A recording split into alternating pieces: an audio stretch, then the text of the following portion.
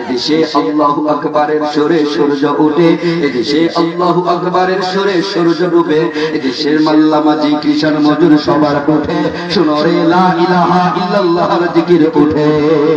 ইমানের দপ্ত আগুন জ্বলছে সবার বুকে বুকে, ইমানের দপ্ত আগুন জ্বলছে সবার বুকে বুকে, সে আগুন দেশ হবে দেশান্তরে জ্বলতে হবে। কথা ঠিক না বেঠিক? কথা বলে ঠিক না বেঠিক?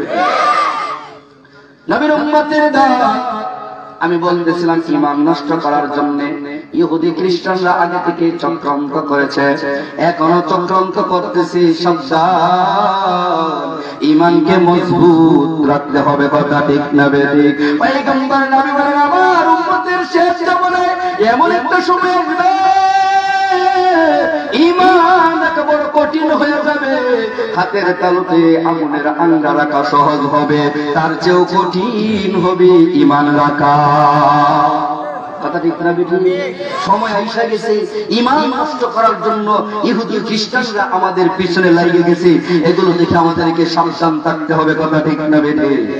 তাহলে এবার নারে তাকবীর হবে, আকাশ বাতাস মুখরুচি করে নারে তাকবীর দিয়ে আল্লাহ তাআলাকে জানায় দেন, ও আল্লাহ আমরা তোমার কোরআনের পক্ষে আছি, তোমার নবীর হাদিসের পক্ষে আছি, আমরা হক উলামায়ে কেরামদের পক্ষে আছি, তাবলীগ জামাতের পক্ষে আছি, আমরা উলামায়ে কেরামদের পক্ষে আছি, আমরা ওয়াজ মাহফিলের পক্ষে আছি।